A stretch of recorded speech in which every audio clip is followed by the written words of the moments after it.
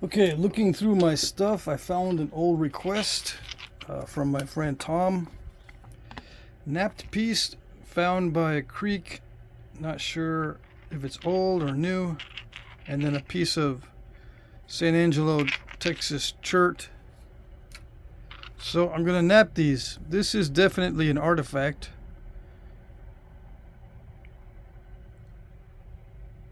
Well, you never know. It could be someone napping by the creek, but it looks like an artifact.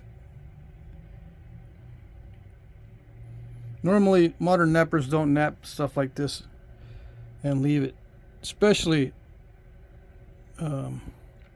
because when modern nappers leave stuff, it's just few and far between. There are not many things, and they're not that easy to find.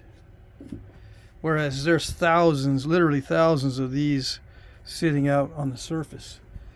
So yeah, this is probably an artifact. I am going to nap it, and I'm not worried about ruining history because there's literally thousands of these out there. And they sit in collections too. They just sit in buckets in collections. So there's a lot to study. They're just never studied because this just looks like a newbie was trying to nap this into a flat biface, and it got too small and too almondish to do anything with, so they chucked it. All right, let's try that first.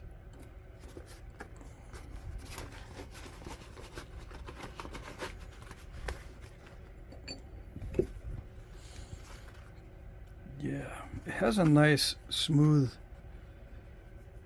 feel to it. That a lot of times that's what they call desert polish or something like that. It's not always that smooth on the inside. Yeah, it's lighter color. It's probably more like this stuff. See, the patina makes it look darker and smoother and glossier.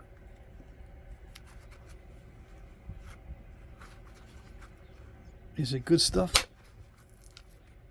It's actually not bad. It's not bad. We'll see. It's like refurbishing a newbie biface. That's what it feels like so far. And if you notice, there really isn't much grinding. If you look on this side where I just ground it down, you can see the little crushings. But on this side, you don't see the crushings. What you do here, where I abrade it,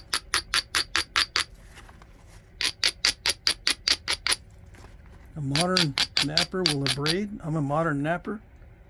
You can see the difference between the abraded surface and the old surface. There isn't any abrading, or if there is, it's minimal. But you can see that on the new abraded surface, there's crushing and flattening. But on the old surface, it's minimized. There might be like some right there.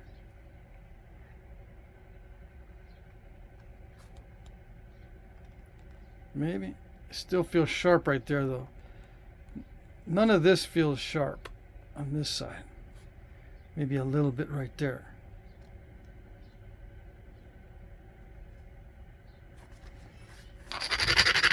So yeah, I got into the habit of not abrading because I didn't see much abrading going on with the old stuff. So I said, well, if they didn't have to do it, it's probably not all that necessary. Especially if you're just making doo-doo with what you got. The preliminaries don't need to be perfect, when you're first starting to biface it. I imagine that they used to abrade when they needed to at the end, but even there, we have Ishi, the California Indian, the Yahi Indian. As an example, he did not abrade when making his arrowheads, and these were for true arrow points. and he was doing very intricate work without abrading. So I would call this high quality raw. This is high quality material. It's napping really easily, actually. So yeah, with the ease of nappability and such a clunky piece, it looks like a newbie doodle. Yeah.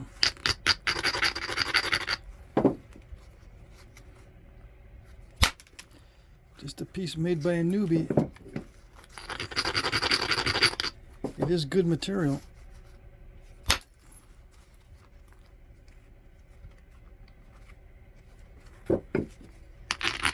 That would be my guess. My final answer. It doesn't crush at all. So he probably did all that with hammerstone, because it probably reacts well with hammerstone.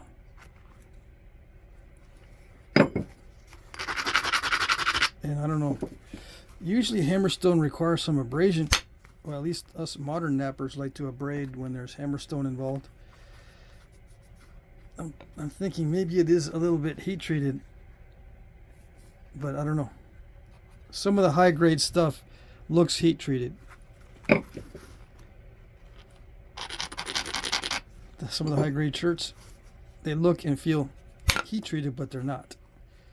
How do I know? Because I have found high grade raw shirt surface hunting for chert, so I know it exists. I don't know how common it is, but if I found it, it must be common. I never find anything really special. Nope. Not that I know of, anyway.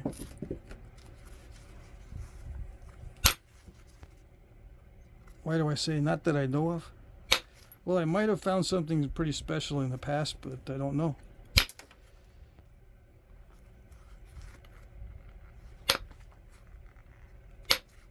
As far as I know,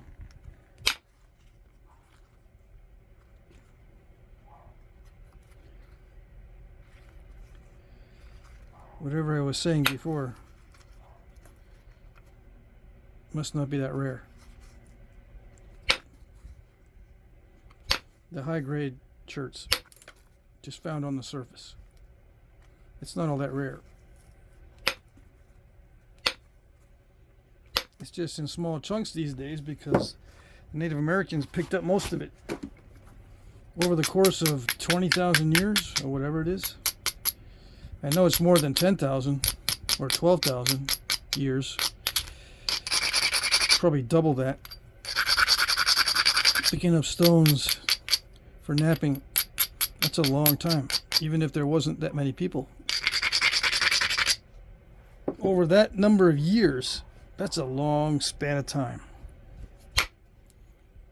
So, plenty of time to pick up most of the good surface stuff.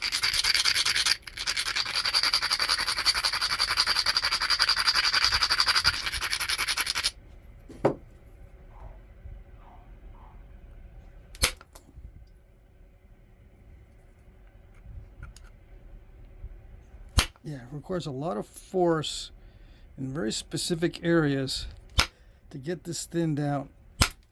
Even though it is high quality raw, what I call HQR, high quality raw. It is taking a lot of force in very specific areas, requiring a lot of accuracy to get it thinned down. But I'm not losing much width, which means the edges are pretty good on this particular piece. Stone is strong as far as edge strength goes. So yeah, it's perfect stone for points. Yeah, perfect. They were onto some sort of really good vein of chert, or whatever they call it. Do they call it veins of chert? Somebody knows. Or a band of chert in the stratum.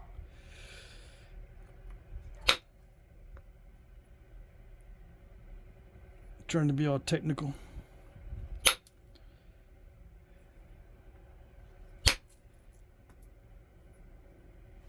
Alright. I don't want to get it too thin. I don't want to break it. I think I want to send it back to Tom. It has something finished.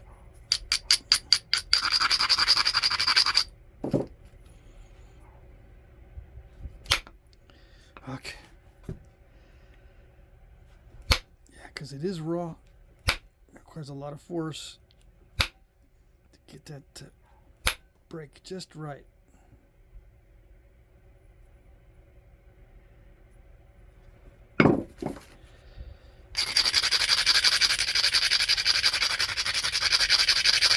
And I have to abrade it a lot.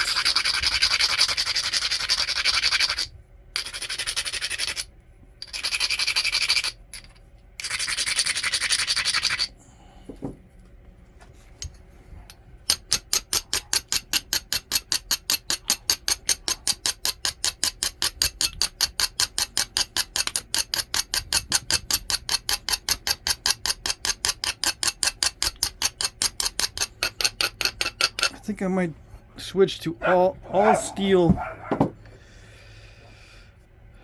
percussion tools, including this, because I'm worried about the aluminum deposits. I'm getting a lot of aluminum on my hands and I don't want to be using a glove.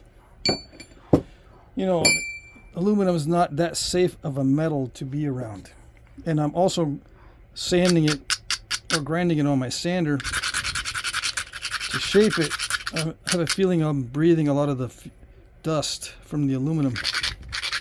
I could wear a mask, but I just usually shape that aluminum in front of a fan so that the air blows away from me. But I don't want any risk of aluminum side effects, so I think I might switch switch over completely to steel. Even though steel dust is not that healthy either, but it's much healthier than aluminum.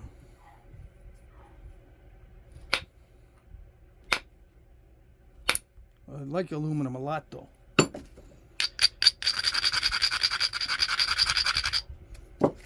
We'll see what happens. Yeah, if I use all natural materials, I don't have to worry about that. I know.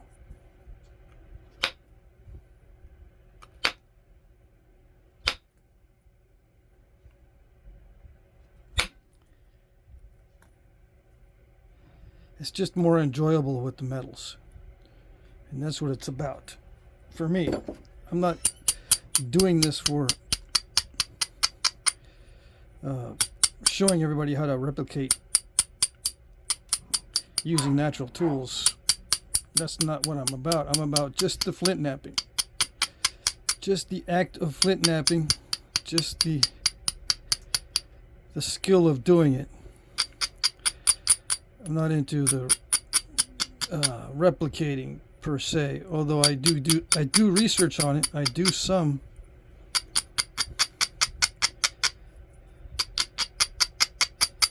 But I've already had my share of working with the tools to the point where I got kind of sick of them. The natural tools.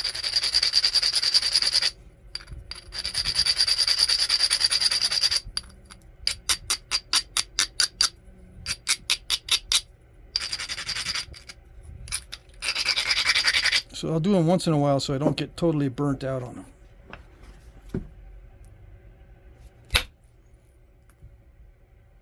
I guess it's a low tolerance for aggravation. I know that sounds weird because flint knapping by definition is highly aggravating. I don't want to add to the aggravation.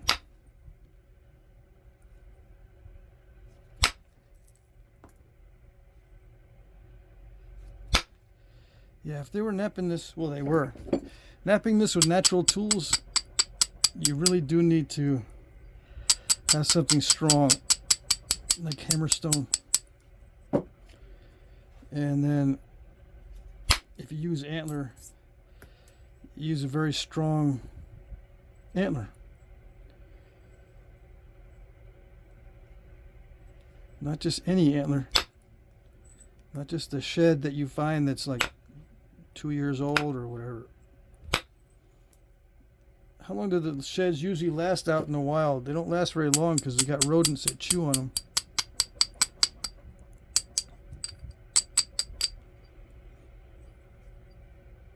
So they don't last very long out there.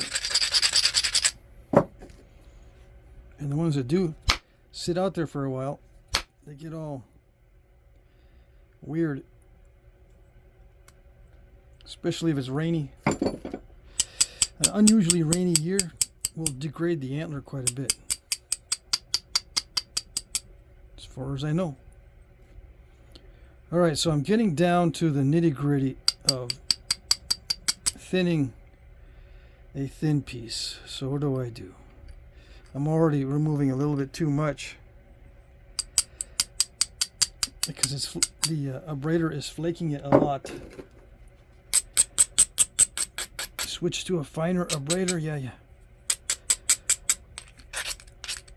But I lost a lot of that tip. Now, do you find artifacts that look like this? Yeah, you find these too, but they're not as common because usually they're finished out.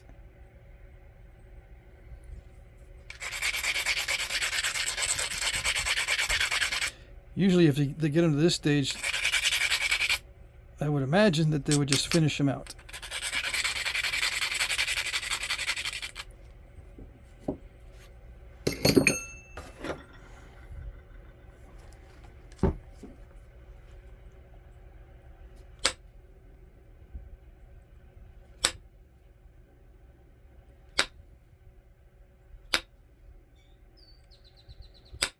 So if I switch over mainly to steel, am I going to use steel on Obsidian?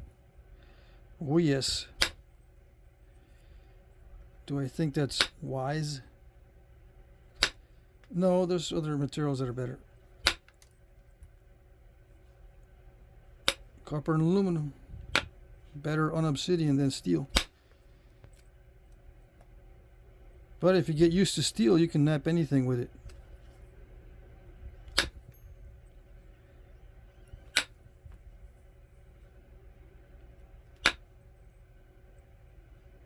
Yep.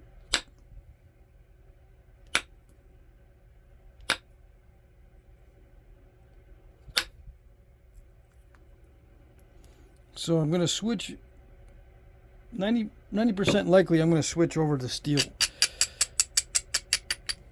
completely.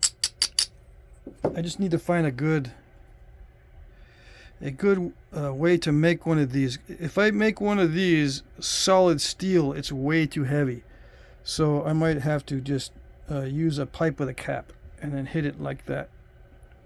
I have used a pipe with a cap to hit it like this with a gouging technique.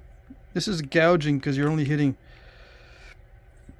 I mean, you are hitting with the corner. The corner is making contact with the edge, and it's like you're gouging it out, like kind of using a rounded bopper. But this is a little bit sharper than a rounded bopper, although I do put a chamfer on this. It's a little bit sharper than a rounded bopper, so I call it a gouge, a gouging strike. This way it's a flat strike, okay? And I've switched over to using the flat.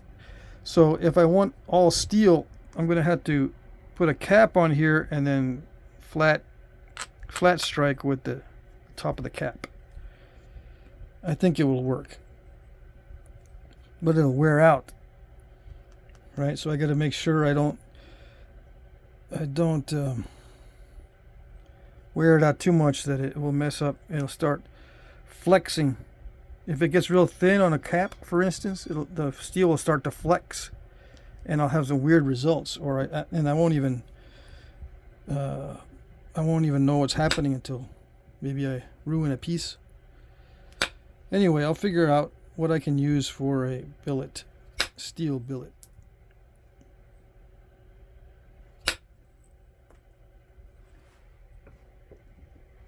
What else did I do? Oh yeah, I went out to Harbor Freight and I bought a watchmaker's hammer for my reverse indirect. It has a plastic head on it. Cool, so I can tap on the workpiece. with the plastic. This is steel back here. This is all steel. I don't know what that is. Brass plated steel. Anyway, I'll be using this for reverse indirect. I might even make some of my own, but it's so easy. I just went down and bought this for like $7 or $8. Easy peasy. I don't have to make it.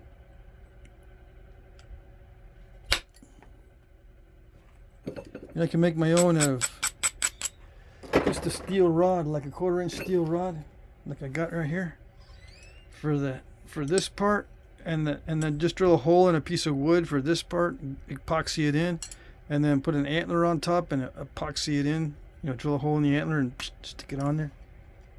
I could just make my own, but it takes longer than going down to Harbor Freight and buying this. Yeah.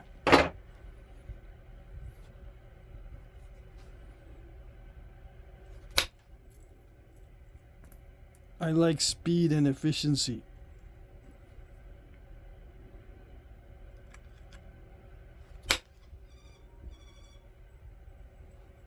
Watchmaker's hammer. I didn't even know the watchmakers had hammers like that.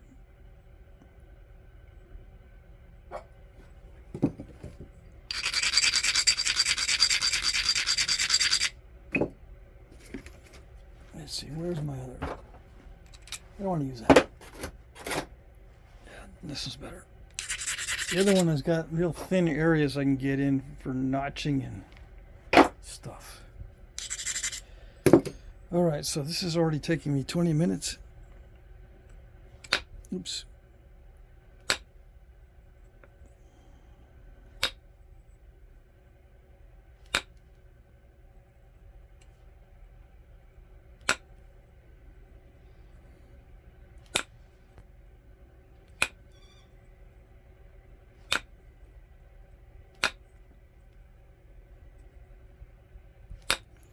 Now, what kind of points did they make near San Angelo, Texas,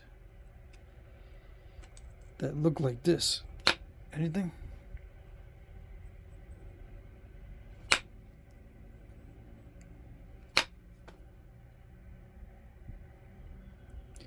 I don't know. I can't think off the top of my head. Other than Pandale, I suppose. But then I didn't put a curve in it. If I wanted to put a curve in it, I should have left it really thick to begin with. Because Pandales need to start out really, really thick. And maybe that's what it was to begin with. Preform for a Pandale? I didn't even think of it. It just looked like a doodle. It might have been a preform for a Pandale. It looked a little small though.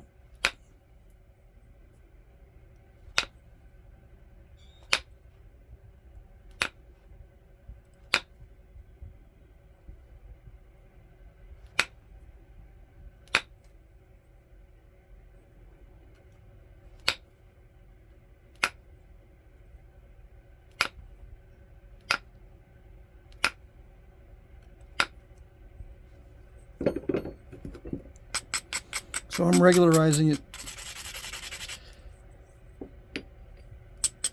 It's getting down to the to the difficult stage. So regularizing helps to make it not so difficult.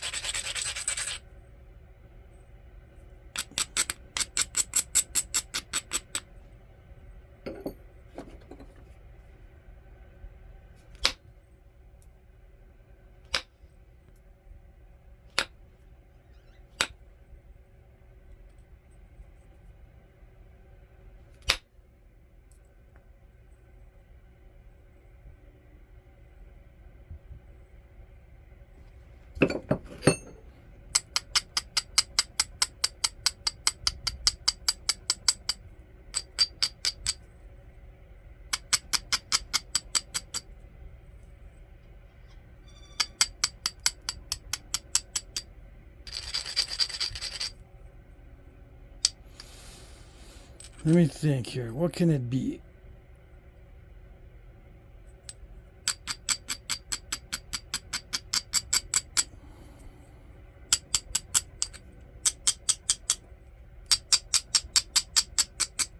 just do a rounded base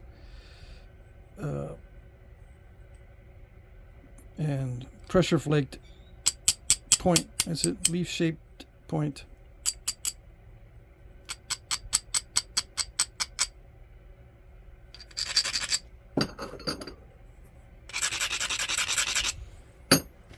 Let's see. Yeah, it's thin enough to be hafted now. Oh, let's see. Where's my fancy?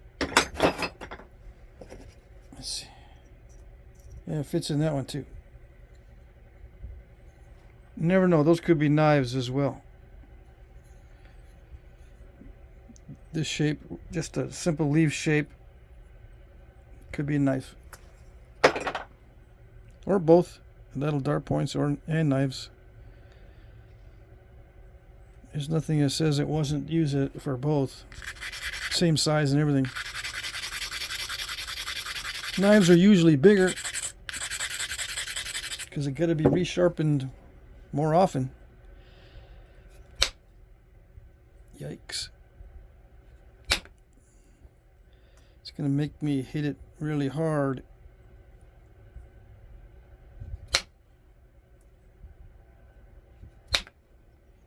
All right.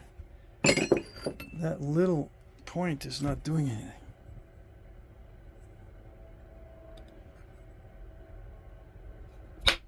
Why does this one work better? It has more momentum behind it.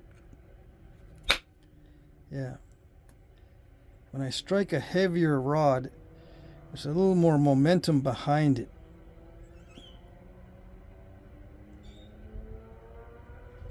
Whereas the lighter weight rod tends to bounce back. That's what I'm thinking. It may be something else entirely, but I'm thinking that the smaller diameter one is bouncing back off the stone. That's what it feels like anyway.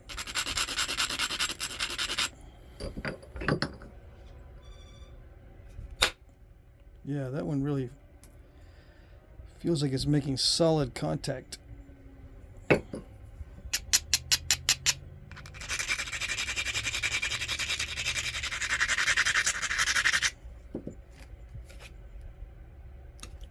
Come on. Yeah, I'm applying just a little bit of pressure inward so it'll be well seated. So I don't lose any energy. It's making me hit real hard, so the more pressure I can use, the better, but I can't use too much because if it slips, sometimes I hit the workpiece. Yeah, see that? And steel is notorious for being slippery.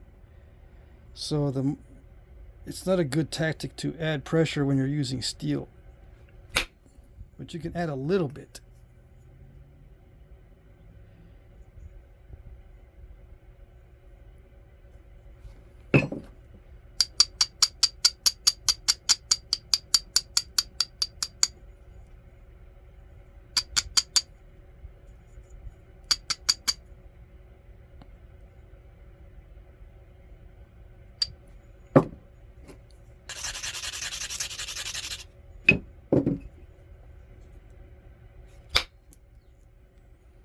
This stuff naps well. It really does. In areas I'm thinking that it's not going to work very well, it does. It does work well. Like I'm thinking some of this, it's not going to flake well, it's just going to crush, and it doesn't. Why would I hit it even though I know it might crush? You never know. Sometimes I depend on luck too.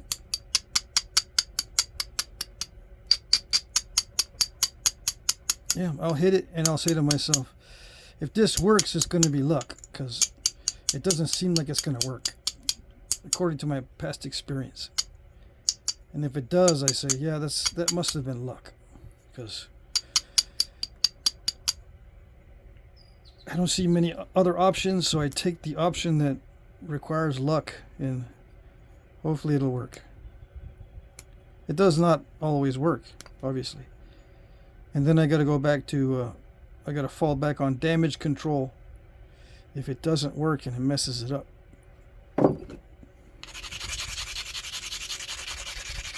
If I do that early enough in the process, I am able to damage control it. If I do it too late in the process, then I can't. So as it gets further and further into the process, I take less and less risks.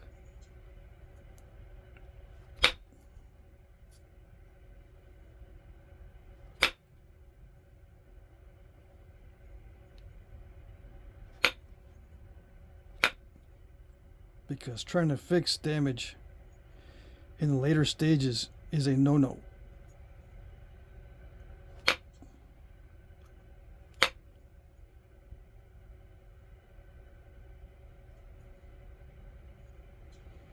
All right, that's done enough for me.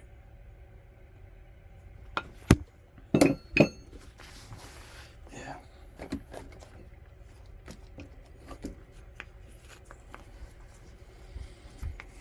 Okay, let's see. Let's just do a few passes with flakes to regularize, and then that'll be done. Because I can regularize and sharpen at the same time.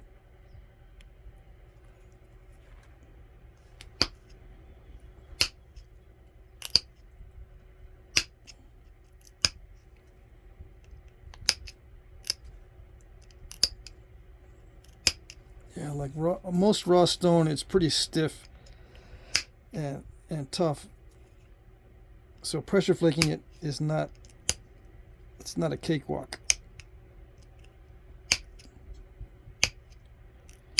Percussion was not too bad in the beginning as far as being relatively easy, but as it is now getting to the final stages, this delicate work is not so easy.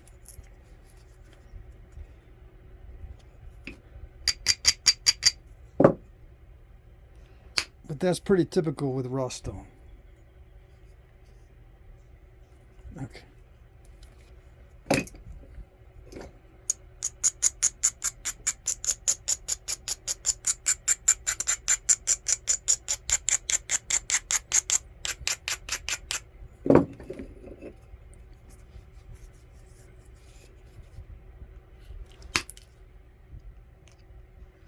Steel seems to be gripping well on this stone. Yeah, very well.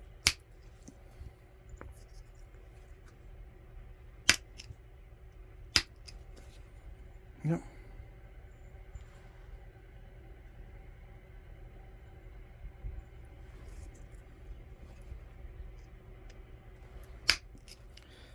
And doesn't crush. There's not much premature crushing going on. Or premature flakeration. There's not much of that. So the edge is strong.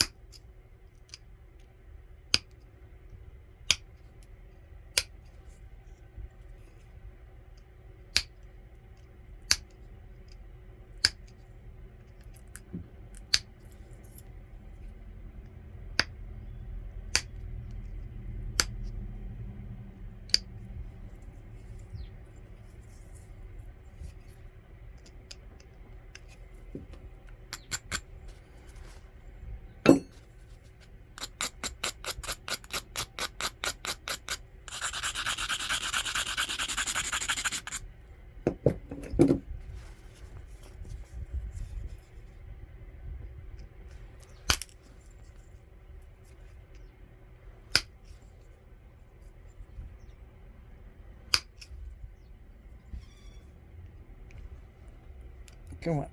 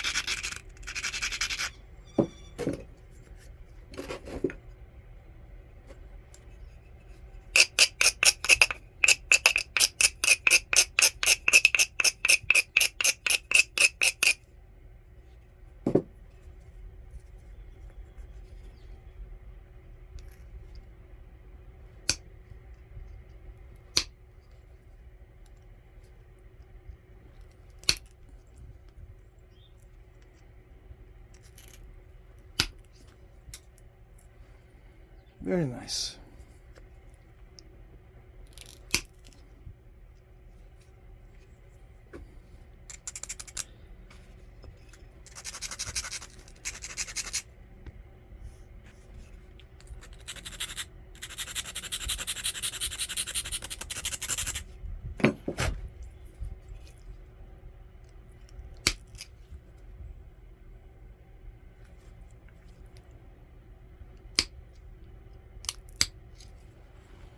Yeah, very nice to work with.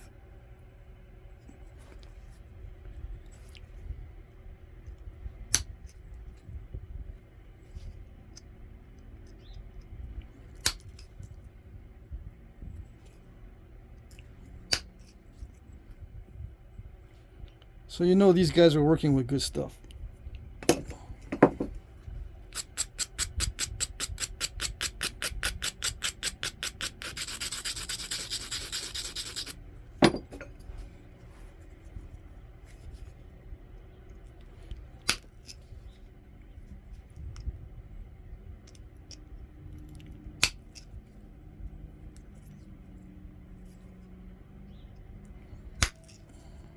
Yeah, very nice to work with.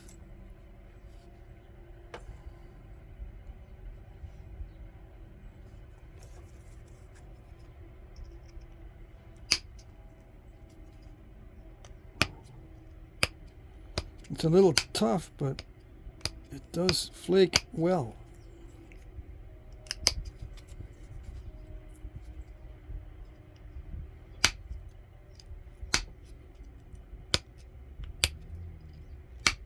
It's not a steppy material. Even though I do have a step fracture there, it's not a bad step. See how it actually pops out?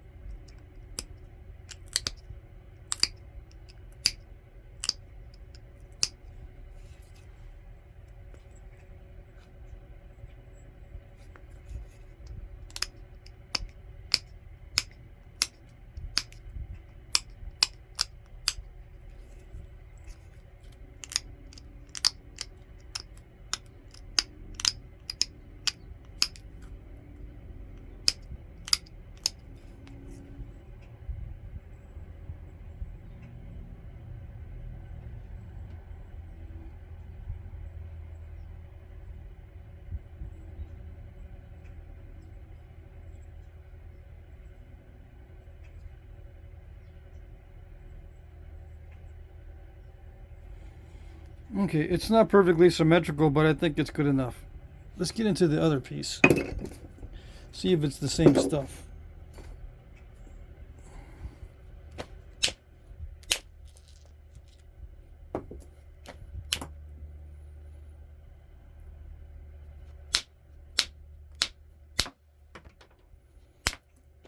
No, it's not the same stuff.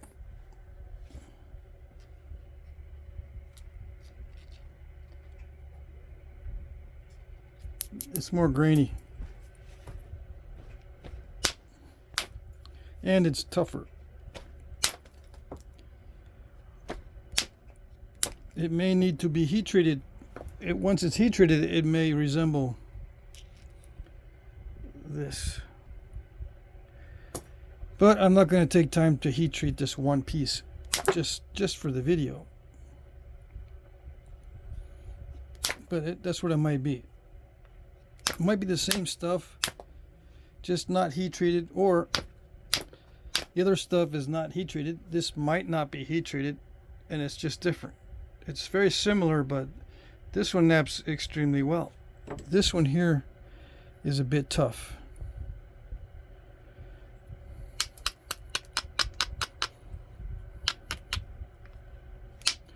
Bit tougher.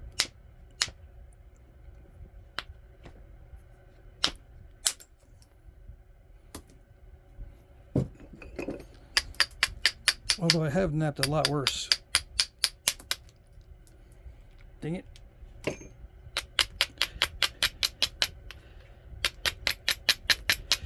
This sucker, I got this one in April. There's a big old chunk in April, and now it's only September. It's worn down a lot.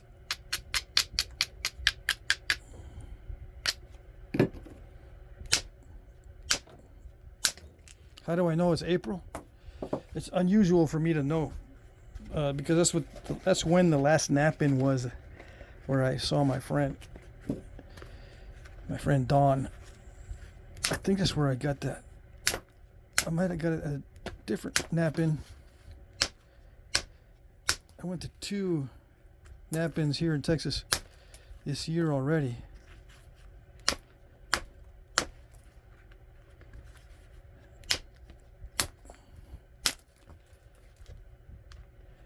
This is not bad. It just feels it's more grainy.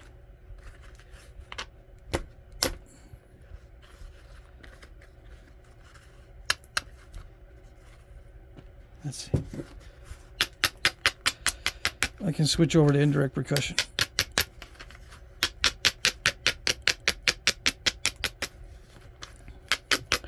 I won't know the final. I won't know any good results until I start thinning it down. I won't be able to supply any good data until it starts getting really thin. Then I'll know if it's comparable to the other stuff.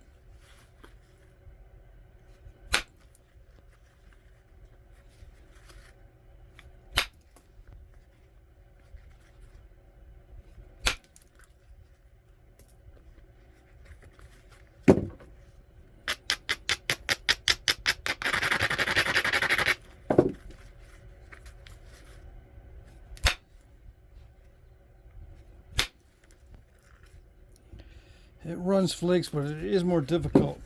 It is.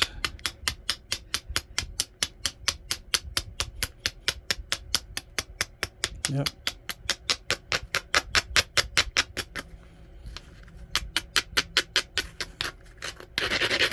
It does have that nice characteristic of running flakes well. But this one I have to increase the power of the strike quite a bit compared to the other one. But this is also a bigger piece,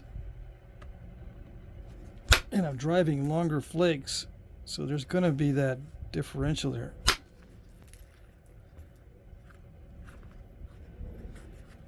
So far,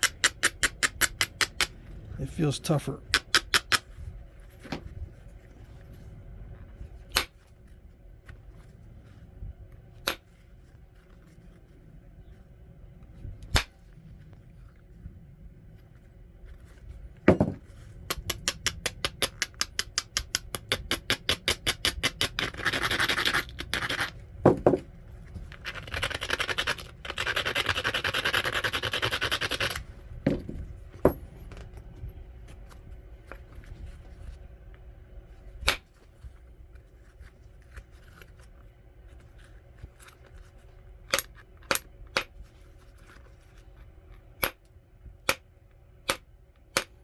Yeah, it's much tougher.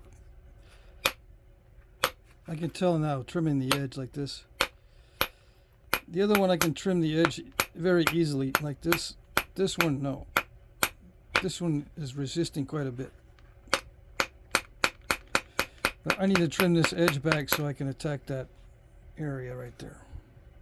I can't attack it with regular hits. I gotta get really close to it.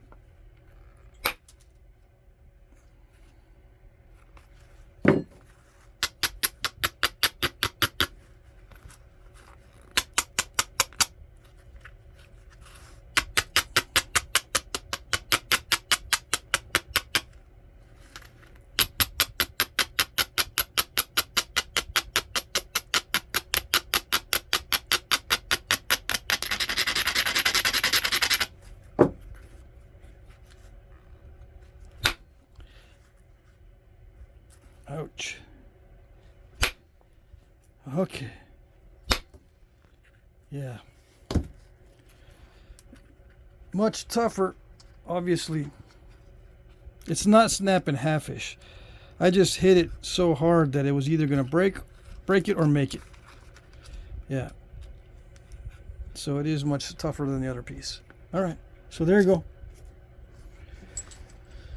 There you go, Tom. Comparison between the two.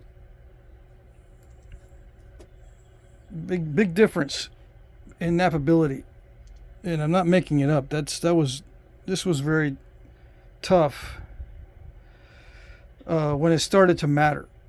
In the beginning, it was not that bad, but when it starts to matter, it'll create an island, and then to be able to get rid of it, you have to be on the verge of breaking it, and it didn't stand up to it. This one, on the other hand, every strike, I could tell that it was not resisting nearly as much as this one was. Okay.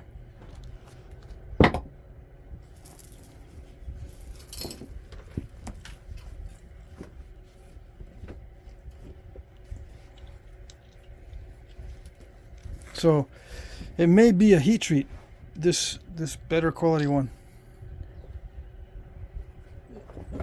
because that's if I were to think about it, does it feel like if I heat treated this, would it become this?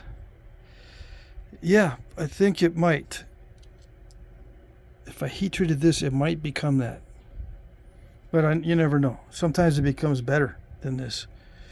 This might be a light heat treat. This might be high quality raw. I can't tell. The only way to tell is if there's obvious changes in color or that sort of thing.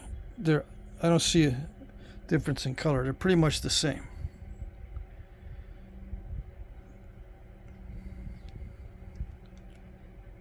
Yeah. Okay.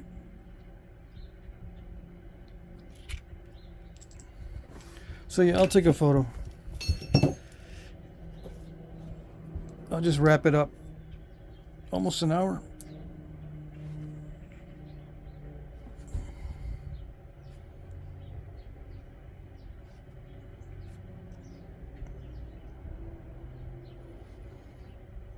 Okay, that's it.